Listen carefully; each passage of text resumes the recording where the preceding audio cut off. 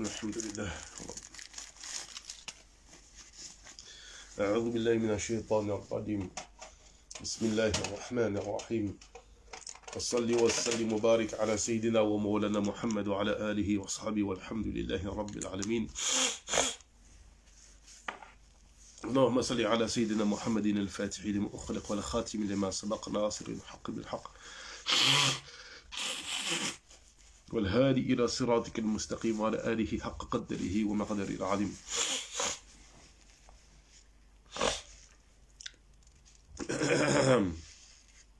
Donc on avait terminé sur le talaq sunnah en évoquant notamment shurut du talaq sunnah, donc les conditions. Pour faire simple en fait, ce qui doit être compris ici, c'est qu'à partir du moment où ne sont pas réunis les conditions de talaq sunnah, on est face à un talaq bid'i. C'est-à-dire que si le divorce est fait, a été prononcé pendant les menstrues ou bien pendant les lochis. Les lochis, c'est le sang qui coule après l'accouchement. Si le divorce a été dit dans une période de pureté de la femme, alaykoum salam, après, alors que dans cette période de pureté, il y a des rapports. C'est un talaq bid'i. Si, lorsque l'on prononce le divorce, on le dit plusieurs fois,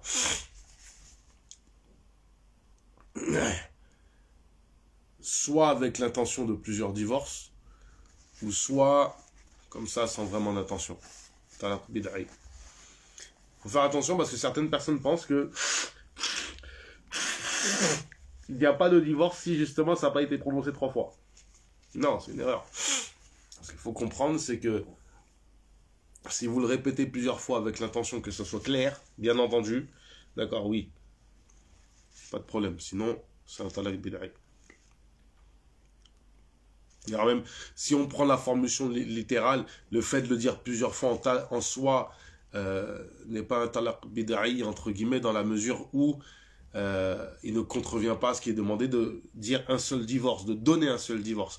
Mais on peut supposer qu'effectivement, le fait de le prononcer comme ça plusieurs fois, peut-être ça peut être réprouvé ou quelque chose comme ça. Il n'y a rien qui l'indique textuellement, mais quand on prend comme ça de prime abord, on pourrait se dire que de même faire dire une seule fois avec l'intention de plusieurs, on n'est pas sur un talaq sunnah, parce que le talaq sunnah, selon la définition, c'est de dire une fois.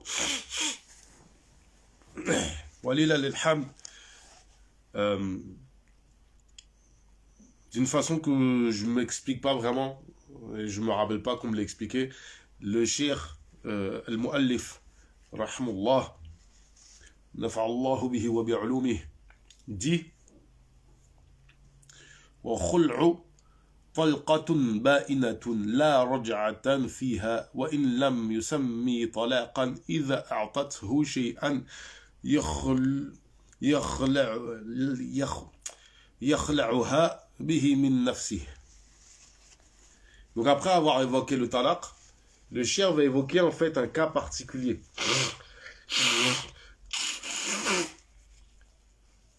Parce que dans le chapitre du divorce, il faut comprendre que il y a plusieurs fasls, plusieurs types de séparation. Donc il y a le talaq, qui est le principe de base, et il y a d'autres principes, d'autres cas. Ici, justement, c'est intéressant, c'est que immédiatement, on évoque ce qu'on appelle al-khul'. Comment al-khul'? Al-khul', c'est un divorce ba'ina. Wa alaykoum salam. Un divorce ba'in. Alors, premièrement, très important, le divorce,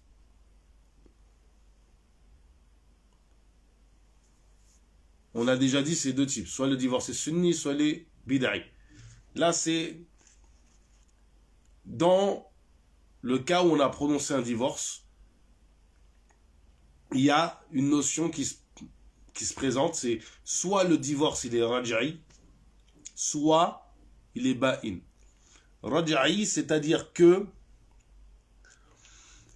on est dans un divorce où une fois le divorce prononcé, l'homme a possibilité de reprendre la femme pendant la période de Idda.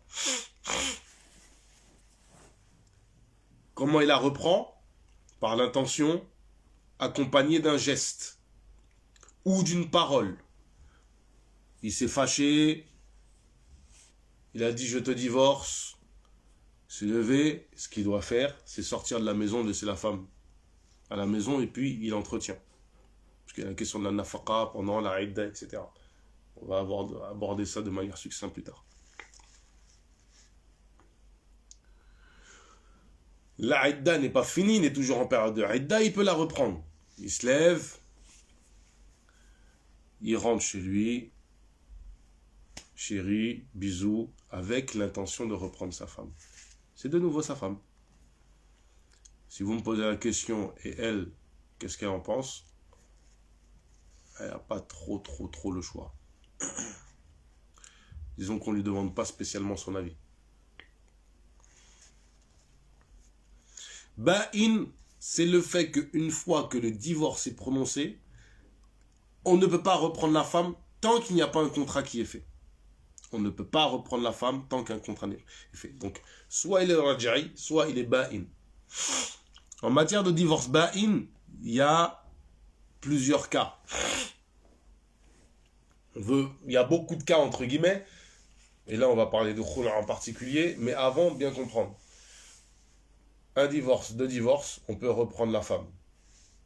Si c'est un divorce sunni comme il a été évoqué. Il y a des cas où on a dit c'est obligatoire de reprendre. Et si justement il ne reprend pas, on met monsieur en prison. Du moins on l'exhorte à reprendre la femme. S'il refuse, on le met en prison. S'il s'obstine à refuser, on le frappe. En tout cas, il est obligatoire pour lui de reprendre la femme.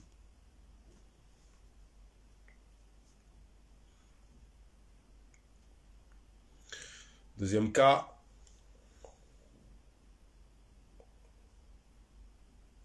le divorce est prononcé, c'est le troisième divorce. Là, il est ba'in, on va dire ba'in kubra.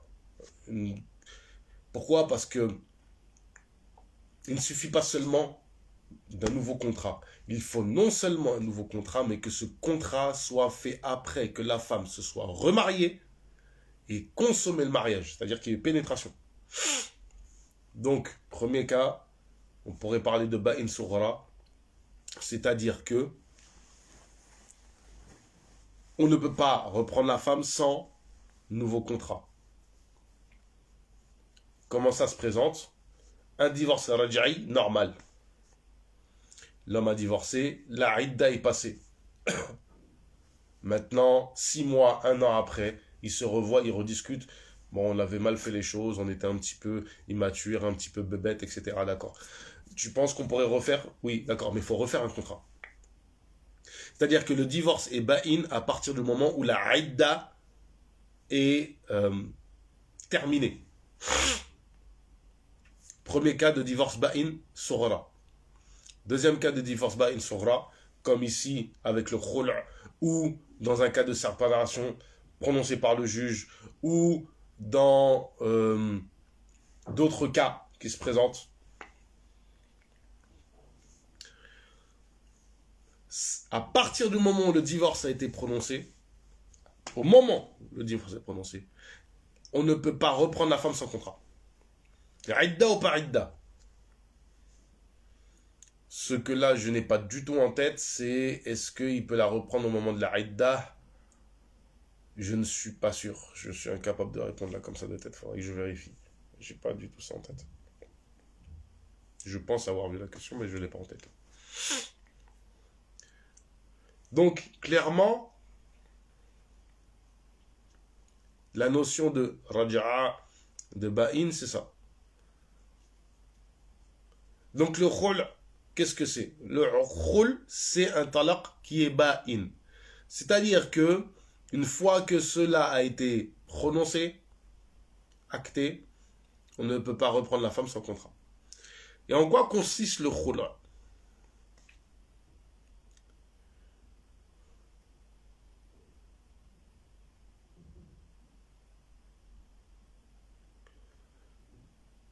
Déjà, premièrement, on ne l'appelle pas talaq. On l'appelle khul'. Pourquoi? Parce que la femme va, de manière, on peut dire de manière très triviale, acheter son divorce. C'est un règlement à l'amiable de type financier où la femme achète son divorce. Il y a des détails d'ailleurs sur qu'est-ce qu'il est possible pour la femme de donner. C'est des détails dans lesquels je ne vais pas rentrer immédiatement parce que non seulement je ne les ai pas en tête, il faudrait que je révise beaucoup plus la question, et d'autre part, très important, on est sur, comment dirais-je, sur un commentaire succinct du texte. Donc j'ai bien comprendre le principe de khula, c'est que la femme achète son divorce. Souvent les gens pensent qu'il faut, entre guillemets, rendre la dot. Pas forcément. Ça peut justement être beaucoup plus que la dot. Alors de mémoire c'est macro, c'est quelque chose à éviter.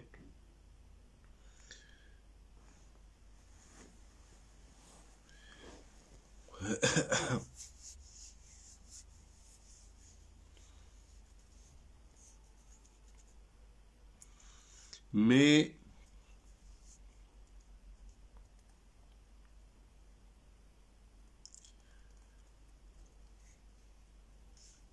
le principe du khul', c'est qu'il y a une compensation.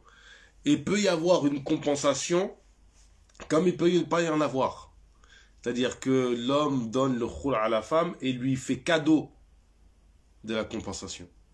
Là, dans ce cas-là, même si, entre guillemets, ça pourrait ressembler à ce qu'on appelle un tamlik, le fait de donner à la femme le divorce, là, c'est pas un tamlik, parce qu'on lui donne pas. En gros, on fait le contrat et puis au final, on dit, ouais, mais en fait, tu payes pas, c'est bon.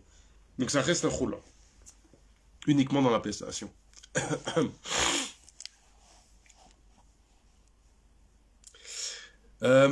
Une tierce personne peut très bien donner de l'argent. C'est-à-dire que, par exemple, un père peut très bien intervenir et dire, bon, écoute, je te donne tant et puis tu libères la fille. Ce genre de situation est concevable. Même pas forcément son père, ça peut être un frère, n'importe. Quelqu'un qui dit, ou même une amie, je te donne tant et puis tu la libères.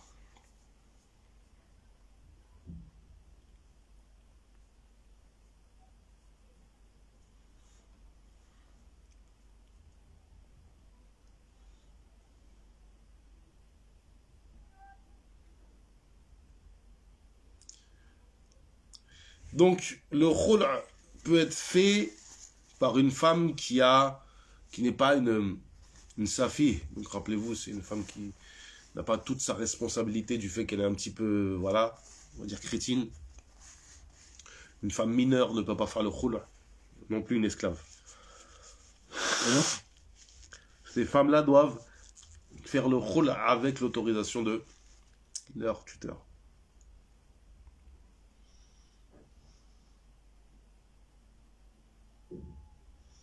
Si jamais un homme fait le khul' avec ces femmes-là qui ne peuvent pas faire le khul' sans l'autorisation de leur tuteur, il doit leur restituer leurs biens.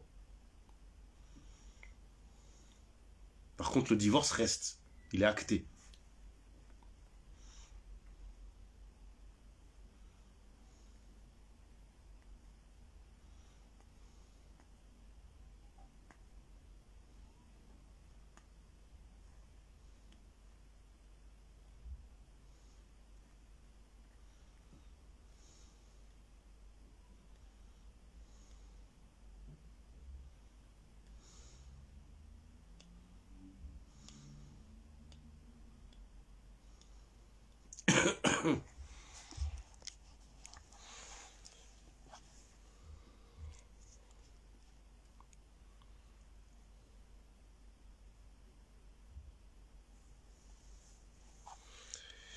Un homme ne peut pas, wa alaykoum salam, conditionner, on va dire, l'acte du khul par le fait de donner la compensation. À partir du moment où on a établi le khul, il n'y a pas à conditionner par la compensation. C'est acté, le khul en fait a été prononcé. Donc le divorce est ba'in.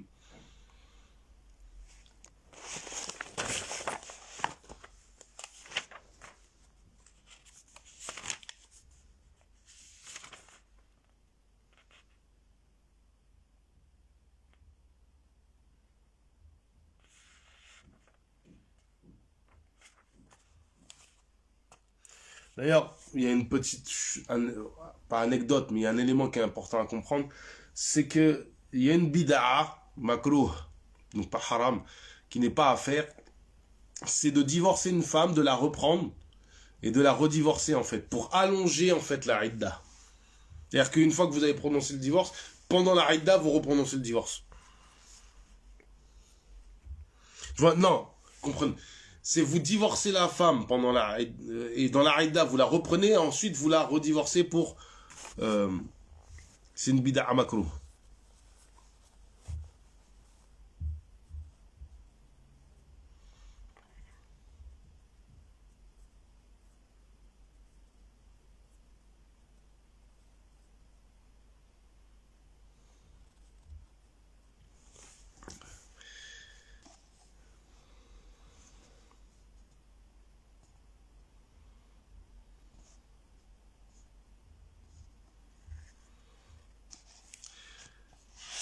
Très important.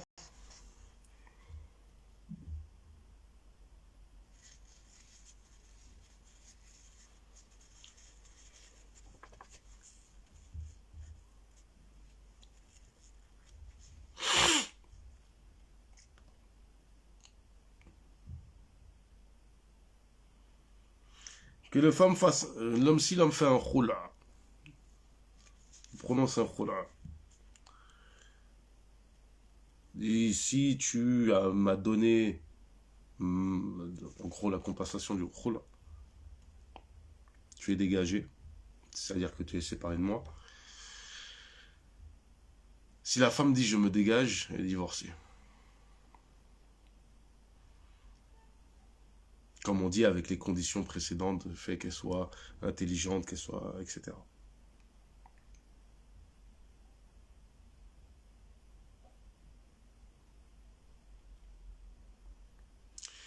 C'est important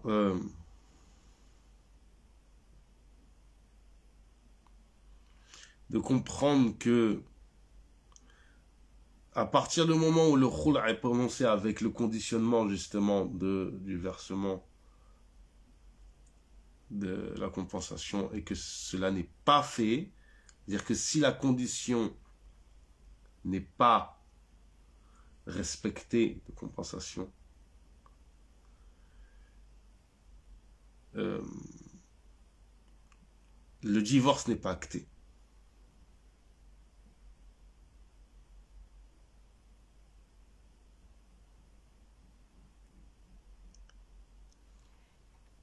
Alors ici, en fait, ce qu'il faut comprendre, c'est que une femme, on lui dit la condition pour que tu sois séparé de moi, c'est en gros plus ou moins que tu prononces telle phrase. Ici, dans le commentaire qu'on peut avoir ici, il y a cette idée, c'est que si tu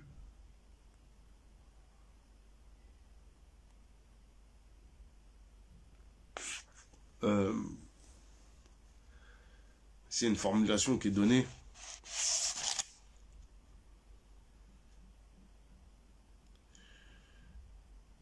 in abratani in sahat baratik فأنت طالق فقلت أبرأتك فتم الخلع. En fait, ce qu'il faut comprendre, c'est que la formulation, c'est si tu es séparé de moi. D'accord? Si tu te dégages de moi.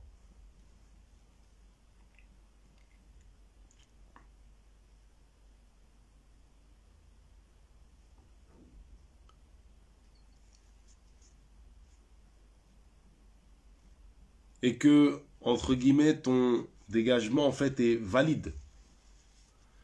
Il suffit que la femme prononce la formule de séparation pour que ça... Parce qu'en fait, c'est comme si c'était... Ça revient, en fait, à conditionner par la parole, au final.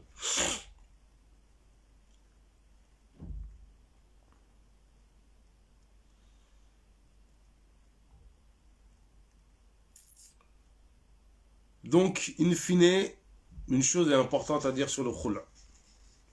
Il y a un aspect qui est très très très important. C'est que si le khul', la femme demande à être séparée, à cause des manquements du mari, et qu'elle peut ramener les preuves devant le juge que cet homme-là a eu des manquements et qu'il a fait le khul' à cause de ces manquements, non seulement la séparation est actée, ça, il n'y a pas de problème, mais par contre, en fait, monsieur devra rembourser madame.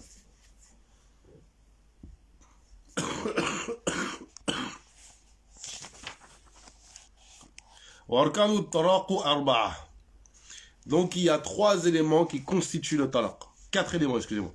الأول موقع الطلاق وشروطه أن يكون مسلما مكلفا فلا ينعقد الطلاق الكافر ولا سبي ولا من زال عقله بجنون أو إغماء أو نحو ذلك والسكران بخمر أو نبيذ المشهور نفوذ الطلاق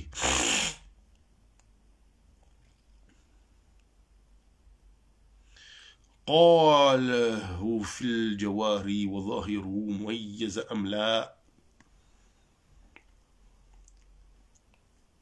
Alors, la première des choses, c'est la personne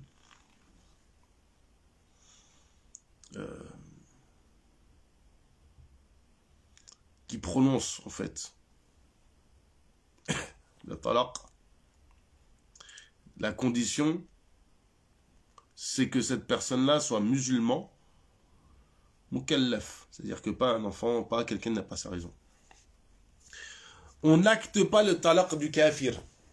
Alors pourquoi est-ce que c'est ici cette condition-là, elle est entre guillemets intéressante, parce que de base dans l'école, c'est la vie de l'école.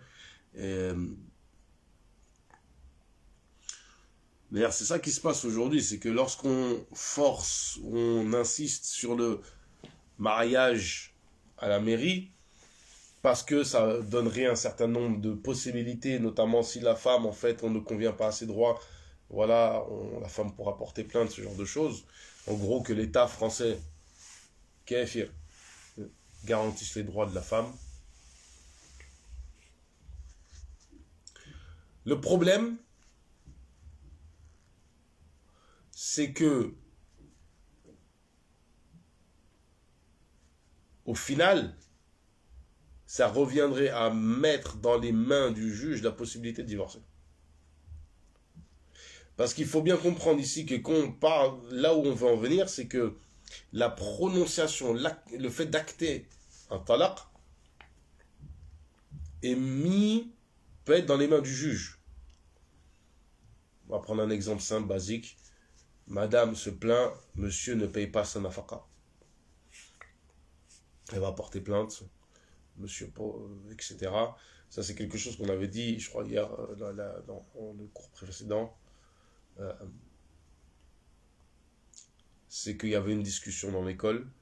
Est-ce que, dans les cas de litige comme ça, ou la femme est en droit, est-ce que le talaq revient dans les mains de la femme ou est-ce qu'au final c'est dans les mains du juge? Le mashhour, c'est que jamais ça retombe dans les mains de la femme. Le premier avis que je viens d'évoquer, qui n'est pas le mashhour, a des il y a des... faut comprendre un petit peu comment fonctionne le fiqh. Vous avez un avis, et de cet avis-là, on bâtit d'autres furu' dans l'école, d'autres règles, d'autres ahkam. On avait rapidement évoqué les furu' sur lesquels pouvait découler en fait le hukm, c'est-à-dire qu'on met ça dans les mains de la femme. Ici, ce qu'il faut comprendre, donc au final, d'ailleurs, on pourrait rajouter Muzakir, le fait que ça soit un homme, qu'il soit masculin.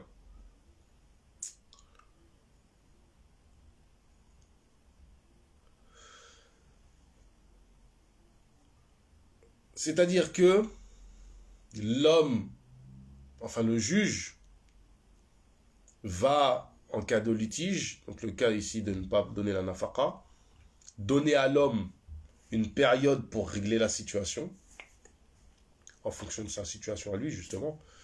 On lui dit, écoute, on te donne 3 mois, 6 mois pour redresser la barre. Une fois que cette période est passée, on le rappelle. Et à ce moment donné, on lui dit, bon, où est-ce qu'en est ta situation? Ah, pas pu régler, d'accord. Comme pas pu régler, on dit, bon, ben, on va divorcer la femme.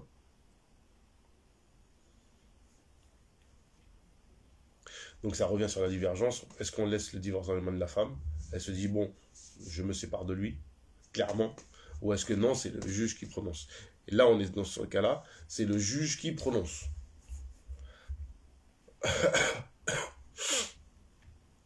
On pourrait prendre aussi l'exemple d'un homme qui frappe sa femme de manière haram. Je précise, de manière haram.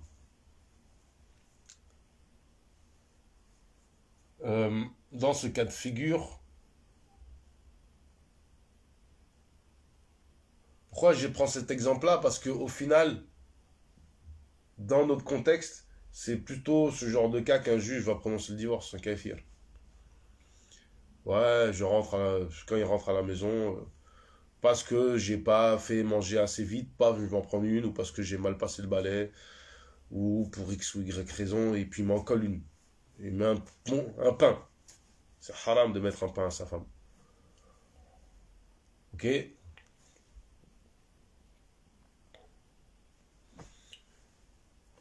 Ben, un juge kafir pourrait prononcer le divorce et puis mettre le gars dans des difficultés. On est d'accord sur ça. Le souci, c'est que pour nous, son jugement n'est pas acté. Et c'est ça qu'on est en train de dire ici. C'est que son jugement n'a aucune valeur. C'est la vie de base de l'école. On n'accepte pas le jugement du kafir. Vous me direz comment les filles s'en sortent. La seule solution qui est envisageable dans une perspective maliki, c'est de faire de talfiq en sortant de l'école, allant chercher un avis ailleurs. Mais ce genre de situation pareille, elle demande un certain nombre de conditions, notamment le fait qu'il y ait une maslaha, etc. Et il est préférable de se diriger vers un faqih, quelqu'un qui a les compétences pour émettre la fatwa selon le madhab, etc.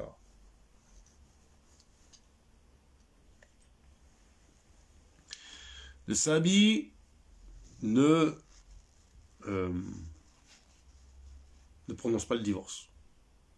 Un homme, enfin un homme, il n'est pas homme, mais j'ai marié mon fils de 5 ans avec quelqu'un, et puis je sais pas, il a 10 ans, mais il n'est pas encore pubère, il n'a pas à prononcer le divorce. Moi, je peux le faire, mais pas lui. Et celui qui n'a pas son aql, c'est-à-dire qu'il n'a pas sa raison est partie, parce qu'il est tombé dans les pommes, il est en train de dormir, ce genre de choses, son divorce n'est pas sahih, n'est pas valide. Par contre, le divorce de la personne sous à cause d'une nabiz, donc ce qui est genre de liqueur légèrement alcoolisée,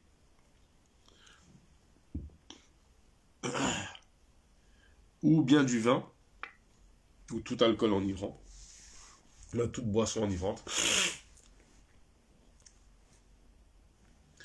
Cela rend le divorce est valide. Et on précise justement dans un livre qu'il soit, qu'il perçoive ou pas, qu'il y ait un petit peu de tamiz, de perception, de distinction des choses.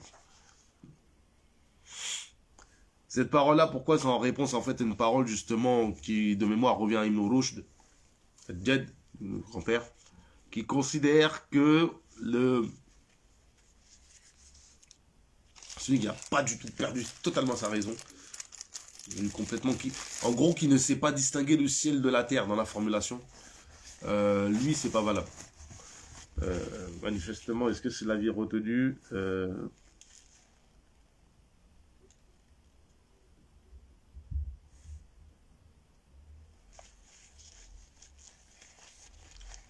ça se discute.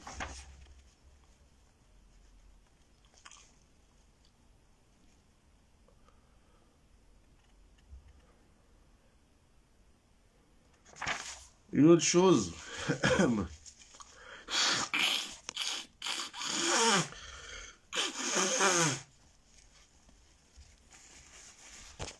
ça c'est intéressant.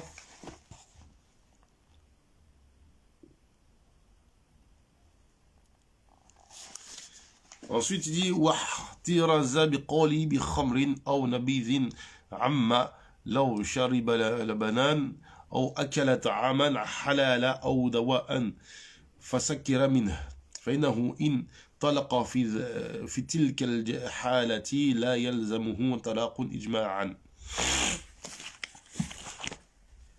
Alors cette parole-là, khamr wa nabiz, en fait elle exclut un certain nombre de choses.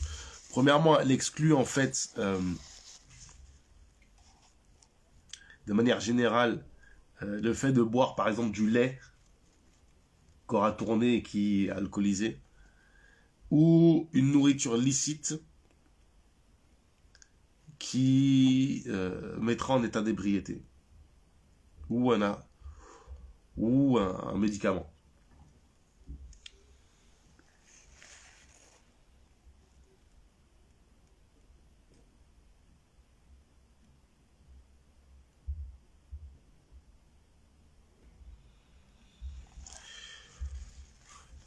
On a précisé, on a donné comme condition que l'homme ait consommé cela sans savoir qu'il pourrait devenir sous. C'est-à-dire que, dans cette perspective-là, si un homme suppose qu'il va être sous, mais qu'il consomme quand même la chose, il sera considéré comme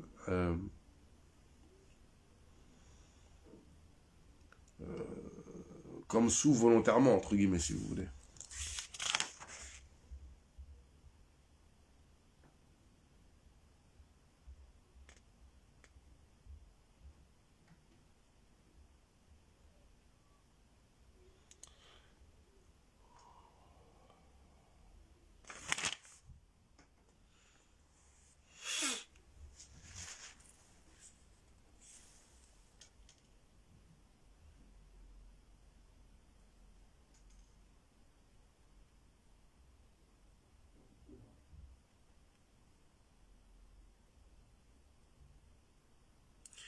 Donc,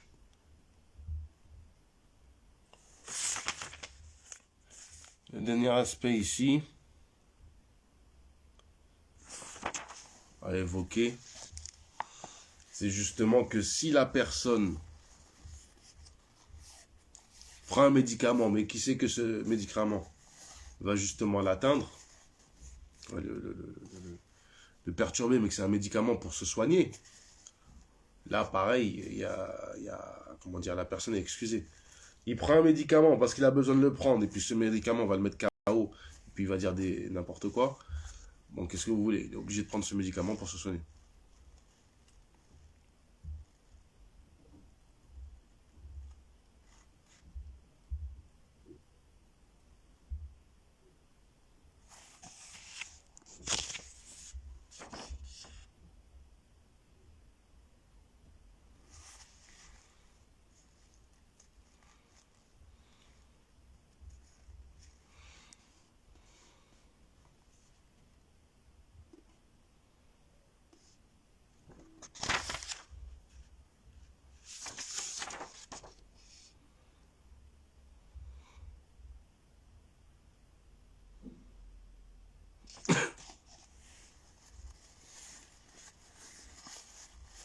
Donc, on termine sur cet aspect-là, c'est que, in fine, celui qui a perdu son aql du fait de la consommation d'illicite, du vin, le divorce sera acté.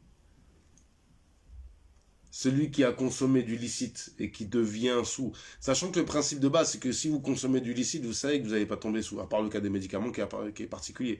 Et vous ne prenez pas un médicament pour être sous, vous prenez un médicament pour vous soigner. Et bien là, le talaq ne sera pas acté parce que c'est comme en fait être dans un état d'ébriété ou en fait avoir perdu son aql comme le fait de dormir ou quoi que ce soit. ربي زدنا علما وعملا وأدبا وفهما وهب لنا يا كرم في التلاوة خيرا كثيرا منك والحلاوة اللهم آتنا في الدنيا حسنة وفي الآخرة حسنة وقنا عذاب النار اللهم صل على سيدنا محمد الفاتح لما أخلق والخاتم لما سبق ناصر الحق بالحق والهادي إلى صراطك المستقيم وعلى آله حق قدره ومقداره العظيم سبحان ربك رب العزة عما يصفون وسلام على المرسلين والحمد لله رب العالمين